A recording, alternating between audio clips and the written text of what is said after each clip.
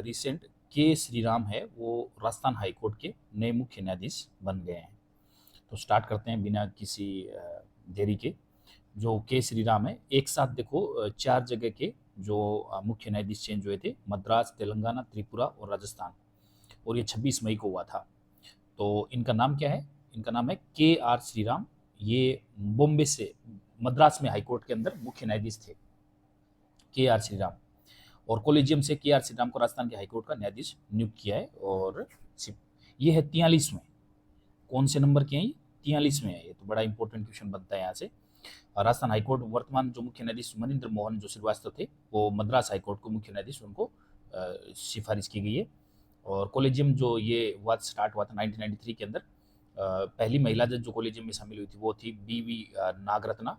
और राजस्थान हाईकोर्ट में वर्तमान में जो महिला न्यायाधीश है, कुल जो न्यायाधीश है मुख्य न्यायाधीश सहित, वो तो संख्या है 37, लेकिन 13 पद रिक्त है। 13 रिक्त पद है। तो इसका मतलब टोटल कितने हैं? 50 पद होने चाहिए। महिला कितनी है जज? 3। पहला नाम रेखा बोराणा, दूसरा सुभा मेहता, और तीसरा है नुपुर भाटी। तो ये अपन ने डिस्कस कर लिया। बड़ा इंपॉर्टेंट है ये, आने वाले एग्जाम के अंदर कहीं ना कहीं जरूर पूछा जाएगा, मतलब इससे रिलेटेड क्वेश्चन आएगा ही आएगा श्योर। और ये 28 मई की बात है। जस्टिस जो MM श्रीवास्तव थे उनका तबादला हो गया है, और कॉलेजियम की सिफारिश से जो के आर श्रीराम है वो बन गए हैं। एक्चुअली 4 न्यायाधीश नियुक्त हुए थे राजस्थान हाईकोर्ट में, न्यायाधीश नए भी 4 नियुक्त हुए, ऐसे मिलाकर टोटल 37 हो गए, 13 पद रिक्त है। बड़ी शानदार न्यूज है कि MiG-21 जो बाइसन विमान के पायलट है फिलिप थॉमस, जोधपुर को एयर मार्शल बनाया गया है।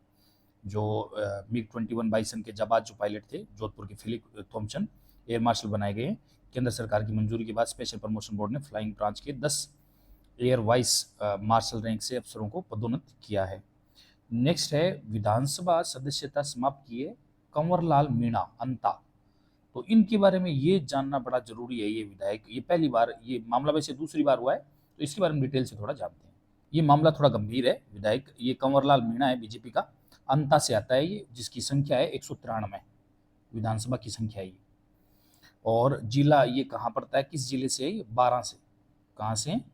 12 से। और सदस्यता समाप्त हो गई है 1 मई 2025 को सदस्यता समाप्त हो गई। क्यों? क्योंकि वर्ष 2003 में SDM पर पिस्तौल ताना था और सरकारी काम में बाधा डालने के आरोप में केस चल रहा था, लेकिन चुनाव फिर लड़ लिए और 2020 के अंदर सेशन कोर्ट ने दोषी ठहराया था। जो धाराएं लगी थी 353, 506।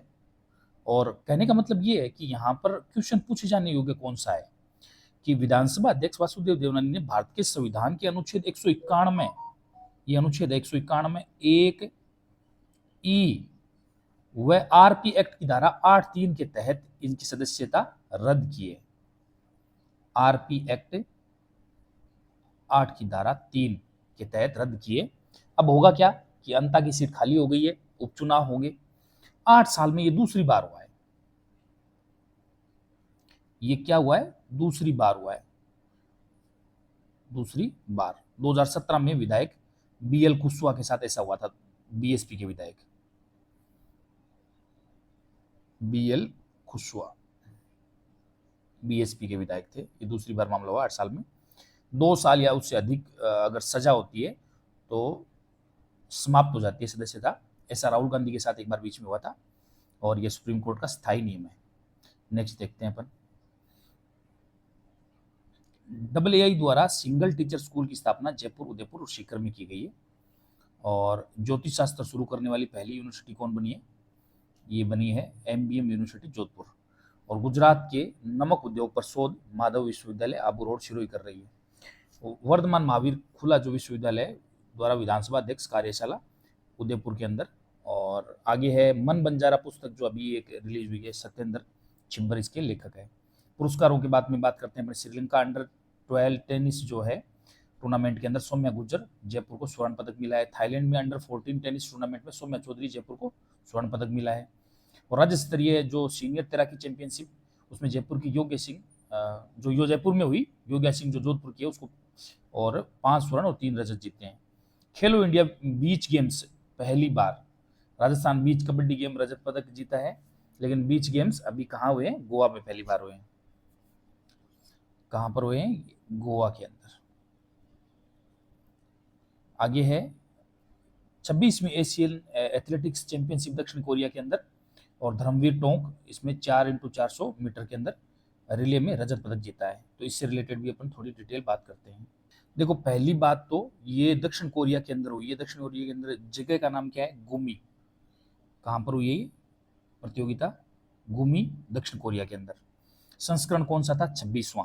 नाम एशियन एथलेटिक्स चैंपियनशिप। इसके अंदर भारत सेकंड पर है, भारत की ओवरऑल रैंक सेकंड पर है।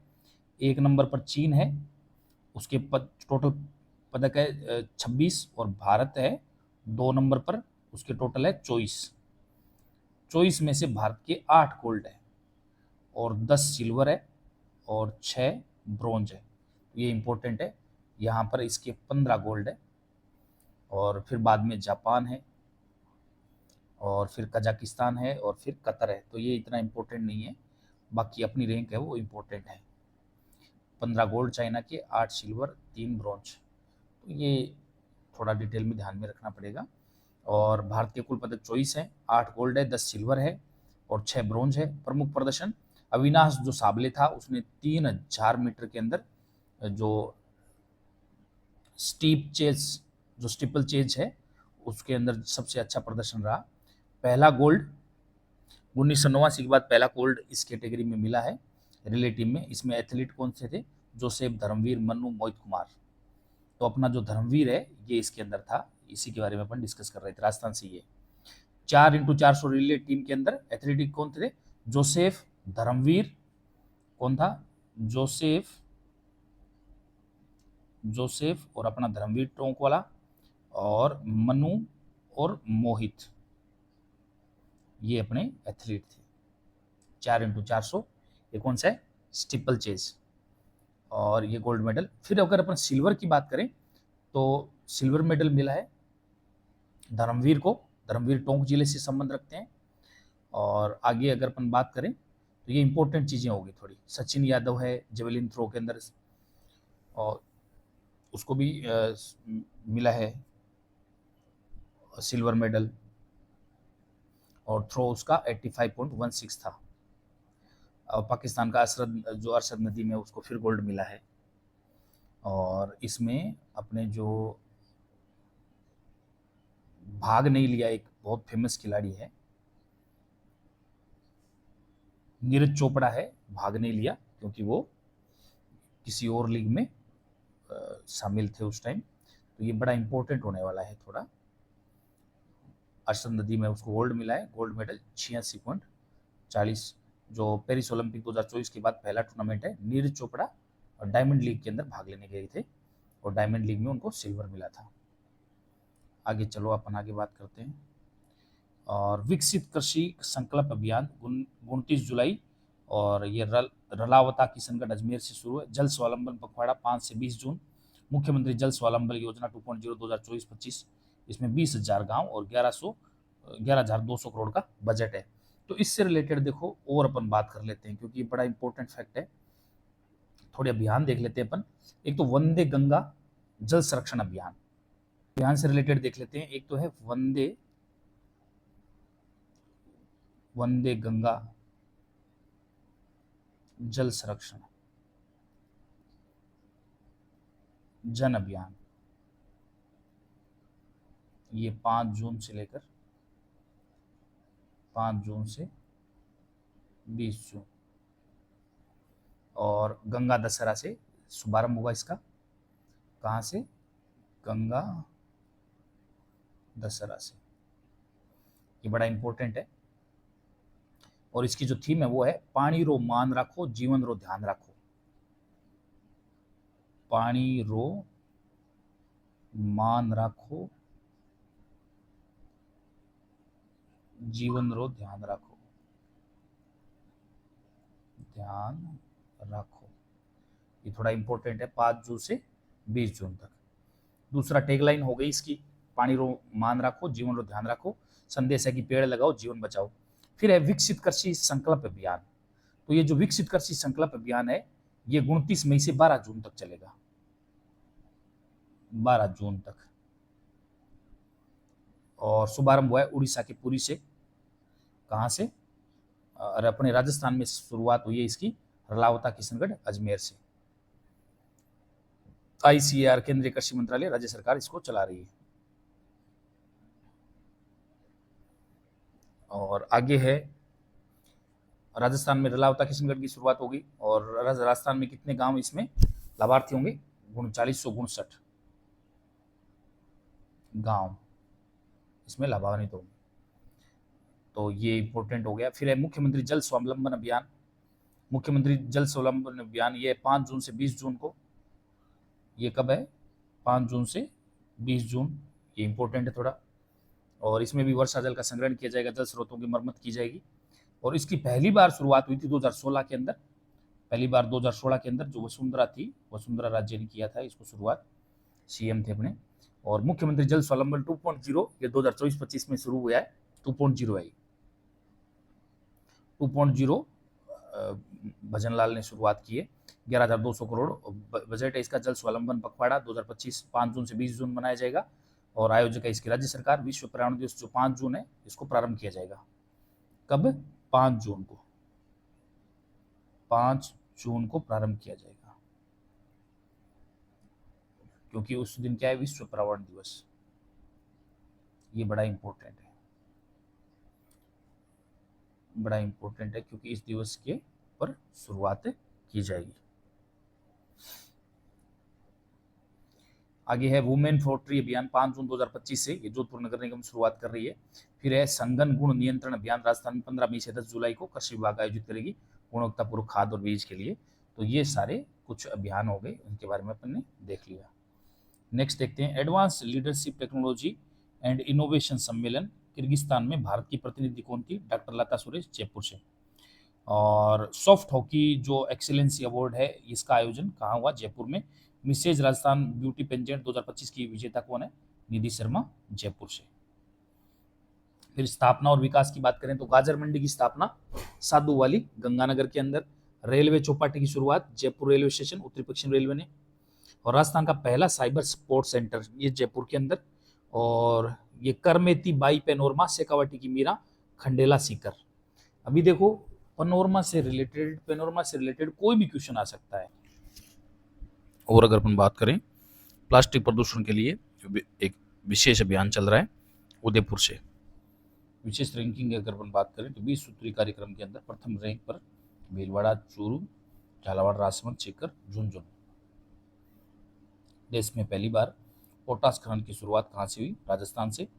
बीकानेर, लाखासर और मानगढ़ भरूसरी क्षेत्र से। ये बड़ा इंपॉर्टेंट है। और ये ऊपर वाला भी प्रथम स्थान वाला 20 सूत्री कार्यक्रम वाला भी बड़ा इंपॉर्टेंट है। और 95% पोटास भंडार राजस्थान में मिल रहा है। ब्लॉक आवंटन ऑयल इंडिया लिमिटेड, जोरकियान, सतीपुरा, मानगढ़ वाला। और हिंदुस्तान जिंक लिमिटेड ये आवंटित हुआ है, जडवाली सतीपुरा वाला हिंदुस्तान जिंक लिमिटेड को आवंटित हुआ है। अब अपने नेशनल रिलेशन देखते हैं। दुनिया का सबसे रेलवे पियर ब्रिज मणिपुर, नोगई, ऊंचाई 140 मीटर। भारत की पहली निजी helicopter assembly line Airbus Tata. और जो कोलार कर्नाटक INS तारिणी पर महिला नौसेना अफसरों ने 25,000 समुद्री मील की संपूर्ण यात्रा की। बाद में सांग्री ला डायलॉग 2025 वाला 25 से 1 जून को।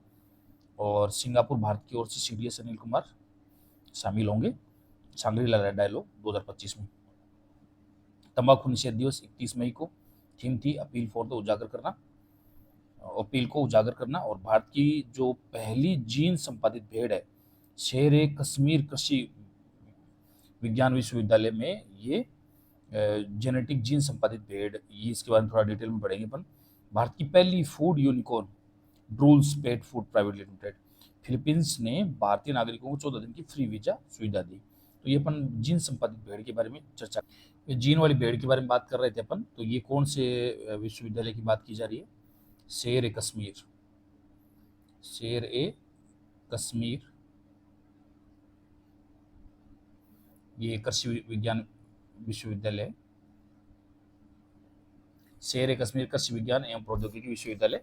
और इसका इंग्लिश में है SKUAST नाम है इसका, और विश्वविद्यालय का। और साथ में कौन मिला है, CRISPR केस 9 तकनीक का उपयोग करके भारत का पहला जीन संपादित पेड़ विकसित किया है। उपलब्धि जैव प्रौद्योगिकी में भारत को एक आधार दिया है। तो जो जीव के DNA आनुवंशिक पदार्थ के अंदर अनुसंधान करके ये परिवर्तन किया है। इसका नाम क्या है, CRISPR केस 9 इस क्षेत्र के अंदर उन्नत और विशेष तकनीक है और अनुवंशिक सामग्री हटाने और जोड़ने में भी सक्षम है। तो ये भेड़ बनाया गया है। तो बड़ा इम्पोर्टेंट है ये, एग्जाम के अंदर ये क्वेश्चन पूछा जा सकता है। इसमें देखो क्या क्वेश्चन बन सकते हैं, कौन सी यूनिवर्सिटी है, शेर कश्मीर कृषि विज्ञान प्रौद्योगिकी विश्वविद्यालय श्रीनगर। दूसरा, जीनोम संपादन एडिटिंग क्या होती है, एक ऐसी टेक्नोलॉजी है जो कि वैज्ञानिकों को किसी जीव के DNA में जो चीज को हटाने और जोड़ने में परिवर्तन करने के लिए बनी है। और इसको 3 प्रकार में डिवाइड किया है, SDN1, SDN2, SDN3। तो ये बड़ा इंपॉर्टेंट एग्जाम के पहले उसे बन जाता है, यूनिवर्सिटी भी ये पूछा जा सकता है। ये CRISPR केस 9 जीन संपादन, ये जरूर इसमें एग्जाम पॉइंट ऑफ व्यू से थोड़ा इंपॉर्टेंट है। और यहाँ पर पहले भी एक बार ये चर्चा में रह चुकी है, नूरी विश्व की पहली क्लोन पश्मीना बकरी।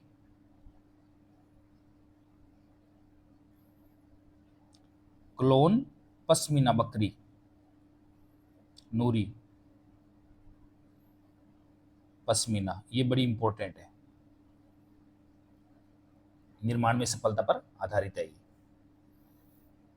कभी न्यूज में है, शुभांशु शुक्ला, कैप्टन शुभांशु शुक्ला उत्तर प्रदेश के लखनऊ से है और NDA में भर्ती हुई और इतिहास रचने के लिए तैयार है। ये भारतीय शुभांशु शुक्ला स्पेस स्टेशन के लिए उड़ान भरेंगे, ये बड़ा इंपॉर्टेंट है। लखनऊ के रहने वाले हैं, इंडियन एयरफोर्स से है ये, फाइटर कॉम्बैट लीडर है। और इन्होंने MKI, MiG-30 और सुकोई 30, MiG-29 ये सब चलाए हैं। और इम्पोर्टेंट इसलिए क्योंकि अभी नेक्स्ट जो इंडिया का नेक्स्ट मैन है ये स्पेस के अंदर जाने वाला, तो बड़ी इंपॉर्टेंट स्टोरी है, थोड़ा एग्जाम के अंदर पूछा जा सकता है। इम्पोर्टेंट इसलिए है कि जो शुभांशु शुक्ला है अंतर्राष्ट्रीय जो अंतरिक्ष स्टेशन है वहाँ पर जाने वाले पहले भारतीय कहाँ जाने वाले, अंतर्राष्ट्रीय अंतरिक्ष स्टेशन पर जाने वाले पहले भारतीय हैं, बड़ा इंपॉर्टेंट है ये। और 8 जून को इंटरनेशनल स्पेस स्टेशन ISS के लिए कब जाएंगे, 8 जून के लिए, 8 जून को रवाना होंगे शुभांशु। पूरे देश के लिए ये उपलब्धि खास है। कौन से मिशन के तहत ये जा रहे हैं, एक्सियोम मिशन 4 तहत जो शुभांशु शुक्ला है 14 दिन के लिए इंटरनेशनल स्पेस स्टेशन में जाएंगे। कितने दिन के लिए, 14 दिन के लिए, बड़ा इंपॉर्टेंट है ये। और 3 और अंतरिक्ष यात्री स्पेस स्टेशन जाने वाले हैं इनके साथ में, और मिशन संचालन की जिम्मेदारी शुभांशु शुक्ला के पास होगी। शुभांशु शुक्ला के साथ जाने वाले अंतरिक्ष यात्री उनके अलावा और कौन कौन है, तो एक है अमेरिका का, टोटल 4 है। अमेरिका का कौन है, कमांडर है पेगी व्हिटसन।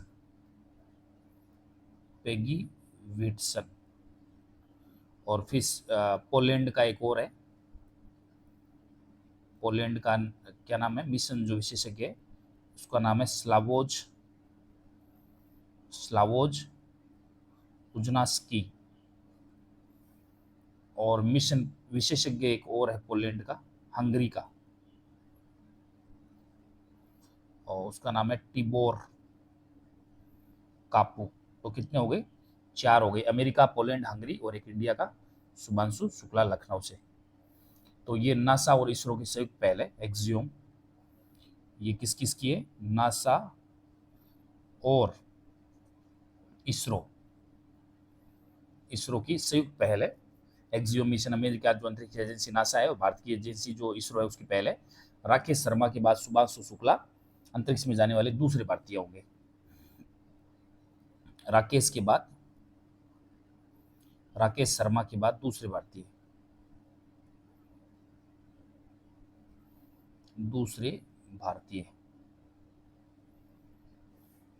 और ये राकेश शर्मा कब गए थे? 1984 में। 4 दशक बात हो रही। राकेश शर्मा ने रूस के जो सोयूज अंतरिक्ष यान में अंतरिक्ष यात्रा की थी। ये कहाँ से?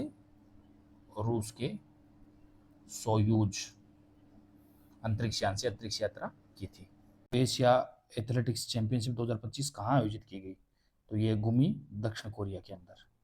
28 मई 2025 को दक्षिण कोरिया के गुमी में Asia athletics championship 4x400 metre मिश्रित रिले का खिताब इंडिया ने जीता भी है।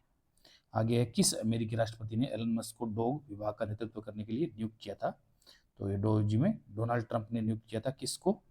एलन मस्क को। और अभी इसका कार्यकाल भी समाप्त हो गया है, इसने रिजाइन दे दिया है, कार्यकाल समाप्त हो गया है। तो DOGE का फुल फॉर्म क्या था? इसका फुल फॉर्म था डिपार्टमेंट ऑफ गवर्नमेंट एफिशिएंसी। तो ये थोड़ा इंपॉर्टेंट है। अभी रिजाइन दे दिया है DOG से। किसने लीव कर दिया ऑफिस? एलन मस्क ने। आगे चलते हैं अपन। किस मंत्रालय ने औद्योगिक उत्पादन डेटा जारी किया है? औद्योगिक उत्पादन डेटा जारी किया है सांख्यिकी और कार्यक्रम कार्यान्वयन मंत्रालय ने। और औद्योगिक उत्पादन का जो वृद्धि अप्रैल 2025 में धीमी होकर 2.7% ही रह गई है, और जो मार्च के अंदर 3% थी, तो 3% से कम हुई है, अभी कम हुई है। आगे नेक्स्ट, भारत में खरीफ की फसलें आमतौर पर कब बोई जाती है? तो खरीफ की फसलें आमतौर पर जून जुलाई में, ये कोई खास नहीं है। एशिया एथलेटिक्स चैंपियनशिप में 2025 में पुरुषों की 10,000 मीटर दौड़ के अंदर स्वर्ण पदक किसने जीता है? स्वर्ण पदक किसने जीता है? ये गुलिवर सिंह ने। गुलिवर सिंह ने 27 मई 2025 को दक्षिण कोरिया के गुमी के अंदर 10,000 मीटर की दौड़ में 28 मिनट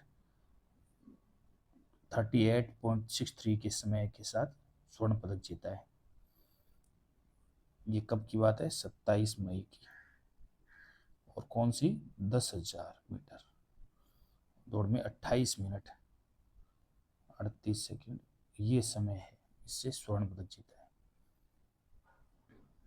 पद्म विभूषण अभी किसको दिया गया लोक संगीत में योगदान के लिए? तो लोक संगीत में योगदान के लिए शारदा सिन्हा को। राष्ट्रपति द्रौपदी मुर्मू ने राष्ट्रपति भवन के अंदर दूसरे नागरिक जो अलंकरण समारोह के अंदर 69 लोगों को पद्म पुरस्कार 69 लोगों को पद्म पुरस्कार दिए। आगे है, 26 मई 2025 को रोमानिया के राष्ट्रपति कौन बने?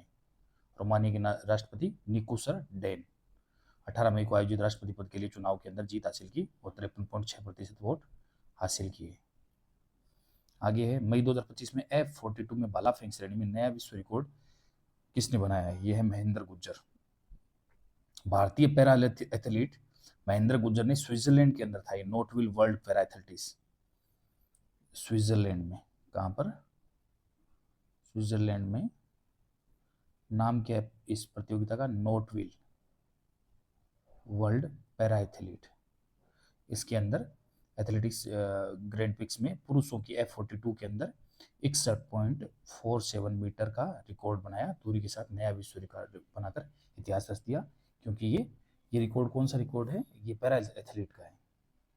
महेंद्र गुज्जर ने रिकॉर्ड बनाया है।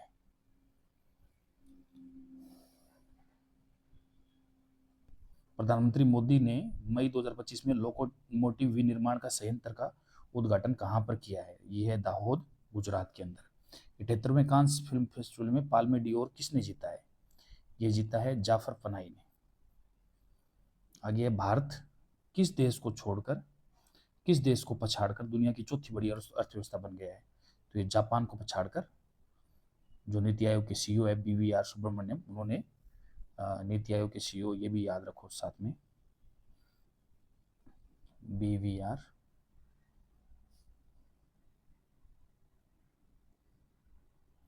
सुब्रमण्यम, इन्होंने बताया 24 मई 2025 को भारत जापान को पछाड़कर दुनिया की चौथी सबसे बड़ी अर्थव्यवस्था बन गया है। नीति आयोग के जो वर्तमान सीईओ हैं उनका नाम क्या है? BVR सुब्रमण्यम। आगे चलते हैं अपन, इसके बारे में थोड़ा डिस्कस करना पड़ेगा कि 4.187 ट्रिलियन डॉलर के साथ, बाजार मूल्य के साथ, सकल घरेलू उत्पाद GDP के साथ भारत जापान को छोड़कर दुनिया की चौथी अर्थव्यवस्था बन गया है। नीति आयोग के जो सीईओ सुब्रमण्यम उन्होंने जानकारी दी। और इसके अंदर अगर अपन आगे देखें तो भारत है वो 2028 तक जर्मनी से आगे भी निकल जाएगा। 2028 तक जर्मनी से आगे भी निकल जाएगा, जर्मनी से आगे जाने की उम्मीद है। और अभी भारत कौन सी अर्थव्यवस्था बन गया है? चौथी अर्थव्यवस्था बन गया है। ये IMF ने बोला है। जापान को छोड़कर चौथी बड़ी अर्थव्यवस्था तो बन ही गया है और 2028 को तीसरी बड़ी अर्थव्यवस्था भी बन जाएगा। जो भारत की GDP अभी 4.187 ट्रिलियन डॉलर है, जबकि जापान की कितनी है? ये तो है भारत की, लेकिन जापान की कितनी है? जापान की है 4.186 ट्रिलियन डॉलर। भारत के जापान से आगे निकलने के बावजूद उनकी प्रति व्यक्ति आय में बहुत बड़ा अंतर है। जापान की प्रति व्यक्ति आय है $33,960, जबकि भाई भारत की है $2880 मात्र। कितना बड़ा गैप है, आप सोच के देखो कितना बड़ा गैप है। पर कैपिटा इनकम 33,960 और भारत की पर कैपिटा इनकम ये है जापान की, और इंडिया की कितनी है? 2880 भारत की। तो बड़ा गैप है। ये किस में है? डॉलर में। तो बड़ा इंपॉर्टेंट फैक्ट है ये, थोड़ा सा ध्यान में रखना है। आगे देखते हैं, सबसे बड़ी जो अर्थव्यवस्थाएं हैं, एक नंबर पर तो है USA, मतलब जिसको अमेरिका बोलते हैं अपन, 30.51 ट्रिलियन डॉलर, ऐसे याद रखो। दूसरा हो गया चीन, दूसरा हो गया चीन 19.23 ट्रिलियन डॉलर। तीसरा हो गया जर्मनी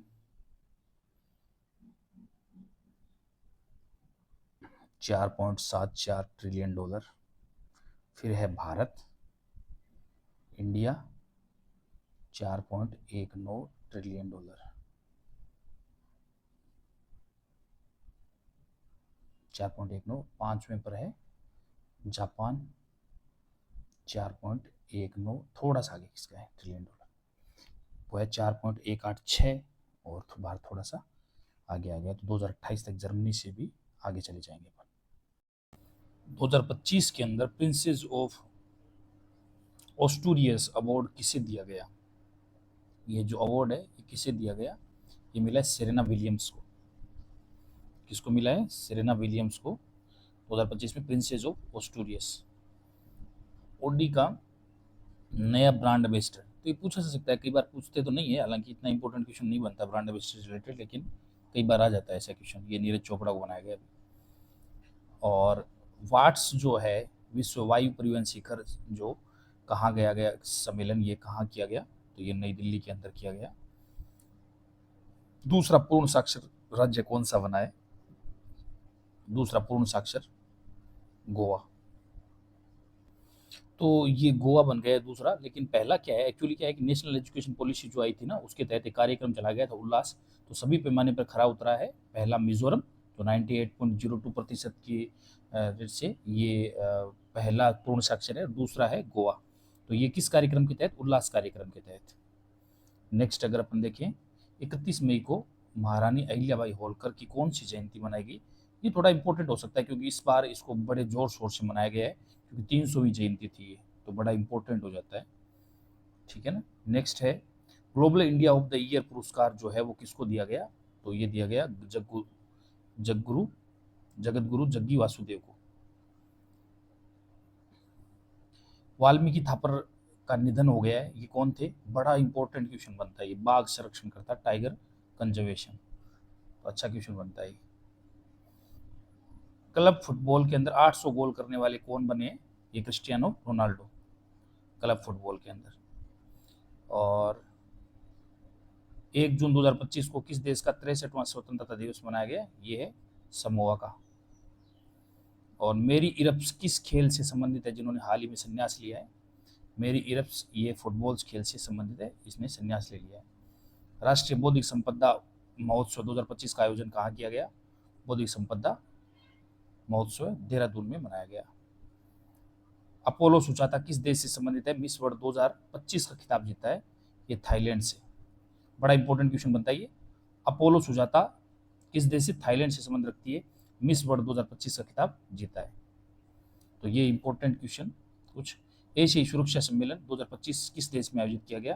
तो ये आयोजित किया गया है सिंगापुर के अंदर। भारत की स्वास्थ्य सेवा प्रणाली में उत्कृष्ट योगदान के लिए असाधारण नर्सिंग पेशेवरों को किस सम्मान से सम्मानित किया गया है? पुरस्कार कौन सा दिया गया है? तो अभी राष्ट्रपति जो द्रौपदी मुर्मू है, उन्होंने 30 मई को राष्ट्रपति भवन में 15 असाधारण नर्सिंग पेशेवरों को भारत की स्वास्थ्य सेवा में उत्कृष्ट योगदान के लिए पुरस्कार प्रदान किया गया। तो ये राष्ट्रीय फ्लोरेंस नाइटिंगेल पुरस्कार है। आगे है, मई 2025 में एनडीए की 149वीं पासिंग आउट के दौरान कौन सी ऐतिहासिक पहली बार घटना घटित हुई? तो पहली बार महिला कैडेटों की भारतीय सशस्त्र बलों में नियुक्ति हुई। पहली बार महिला कैडेटों की भारतीय सशस्त्र बलों में नियुक्ति हुई। आगे है, एशियाई एथलेटिक्स चैंपियनशिप 2025 के अंदर भारत के लिए 2 स्वर्ण पदक किसने जीते? तो 2 स्वर्ण पदक ये है गुलवीर सिंह, जो 5000 मीटर दौड़ में 13 मिनट 24 सेकंड 78 मिनट का ये जो चैंपियनशिप का रिकॉर्ड बनाते हुए और इन्होंने जीते हैं 2 स्वर्ण, और इससे पहले 10,000 मीटर में स्वर्ण पदक जीत चुके हैं। नाम है गुलवीर सिंह। एक्चुअली जो इनका टाइम का रिकॉर्ड है ना, वो थोड़ा ध्यान में रखने लायक है। ये 13 मिनट और ये 24 सेकंड और ये इतना, ये टाइम है। आगे कौन सा भारतीय राज्य राष्ट्रीय रूप से निर्धारित 95% पूर्ण साक्षरता के मापदंड को पूरा करने वाला दूसरा बन गया? ये अपन ने देख लिया। 30 मई 2025 को पणजी के दीनानाथ मंगेशकर कला मंदिर के अंदर आयोजित जो उत्सव था, राज्यत्व दिवस समारोह में गोवा के मुख्यमंत्री अभी कौन है? प्रमोद सावंत है गोवा में। उल्लास कार्यक्रम के तहत, नव भारत साक्षरता कार्यक्रम के तहत पूर्ण साक्षर राज्य घोषित कर दिया गया है। तो 1 नंबर पर कौन था? 1 नंबर पर अपन ने अभी बात की थी, वो था मिजोरम। तो दूसरा हो गया। नेक्स्ट है, 29 मई को गुमी दक्षिण कोरिया में आयोजित 26वीं एशिया एथलेटिक्स चैंपियनशिप में अविनाश सांबले ने किस स्पर्धा के अंदर स्वर्ण पदक जीता है? तो कौन सी स्पर्धा के अंदर स्वर्ण पदक जीता है? 3000 मीटर, ये स्टीपल चेज के अंदर। रैंकिंग का तो आपको पता चली गया होगा, भारत की 2nd रैंक पर है भारत। कौन? भारत। 1 नंबर पर कौन है? चाइना। भारत 2nd रैंक पर 24 पदकों के साथ, और वो 26 के साथ। नेक्स्ट चलते हैं अपन। मई 2025 के अंदर सुप्रीम कोर्ट में पदोन्नति में पहले न्यायमूर्ति विजय बिश्नोई किस उच्च न्यायालय के मुख्य न्यायाधीश थे? ये गुवाहाटी उच्च न्यायालय के मुख्य न्यायाधीश थे। 29 और 30 मई 2025 को राष्ट्रपति भवन के अंदर आयोजित 2 दिवसीय साहित्यिक सम्मेलन का आयोजन किन 2 संस्थाओं ने किया? ये कौन सी 2 संस्थाएं? संस्कृति मंत्रालय और साहित्य अकादमी। संस्कृति मंत्रालय और साहित्य अकादमी ने किया। एशिया एथलेटिक्स चैंपियनशिप 2025 कहाँ आयोजित हुई?